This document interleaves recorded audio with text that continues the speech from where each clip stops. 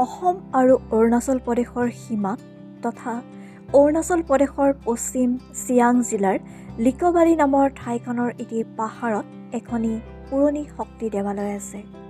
নাম মালিনী থান। এই থানখন এক মনোমোহা প্ৰাকৃতিক পৰিৱেশৰ মাজত থকাৰ কাৰণে থানলৈ অহা পৰ্যটকসকল বিমোহিত হয়। সমভূমিৰ পৰা প্ৰায় 21 মিটাৰ উচ্চতাত অৱস্থিত মালিনী থানখন আনুমানিক ত্ৰয়োদশ শতিকাৰ মানত চুতীয়া ৰজাৰ পৃষ্ঠপোষকতাত গঢ় লৈ উঠিছিল বুলি ঠাৱৰ কৰিব পাৰি। এই থানখনত বিশেষকৈ মা পাৰ্বতীক উপাসনা কৰা হয়। ভাৰতবৰ্ষৰ 51খন শক্তিপীঠৰ ভিতৰত মালিনী থানখনো এখন বুলি ধৰা হয়। অৰ্থাৎ সতীৰ শিৰৰ পৰা এই থানখন উৎপত্তি হৈছে বুলি ক'ব পাৰি।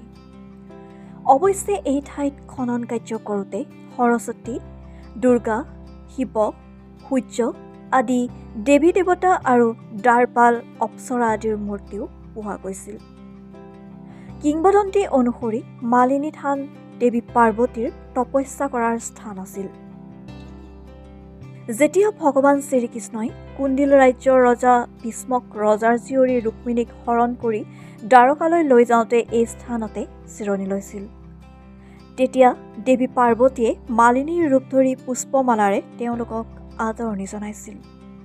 মালিনীৰ আতিথ্যত শ্ৰীকৃষ্ণ মুগ্ধ হৈছিল আৰু শ্ৰীকৃষ্ণই আদ্যশক্তি পাৰ্বতীক চিনিব পাৰি পাৰ্বতীক মালিনী সম্বোধন কৰি বৰ দিছিল যে তেওঁক যুগ যুগান্তৰলৈ ভক্তজনে এই ঠাইতে মালিনী নামেৰে পুজিব। তেতিয়াৰে পৰা সেই ঠাইৰ নাম মালিনী থান। উল্লেখযোগ্য যে চুতীয়াসকলে নিজকে ভীষ্মক ৰজাৰ বংশৰ বুলি চিনাকি দিছিল।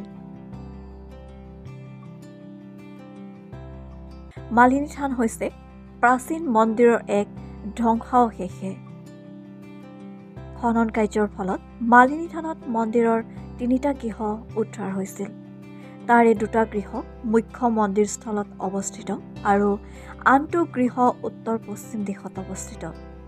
খনন কাৰ্যত পোৱা মূৰ্তিবিলাকৰ লগত উৰিষ্যাৰ বিখ্যাত কোণাৰক মন্দিৰৰ মূৰ্তিৰ সাদৃশ্য আছে। কালিকা পুৰাণৰ মতে এই স্থানতে ভগৱান বিষ্ণুৱে সুদৰ্শন চক্ৰৰে কাটি পেলোৱা সতীৰ মৃতদেহৰ শিৰভাগ পৰিছিল। পৰৱৰ্তী সময়ত তাতে গঢ়ি উঠিছিল এটা মন্দিৰ।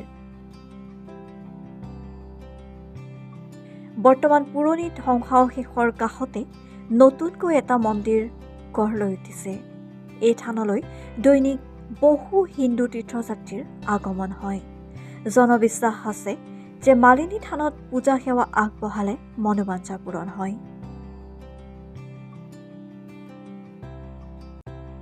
নিউজ ডেস্ক ৰিপৰ্ট, লেংডন বাতৰি।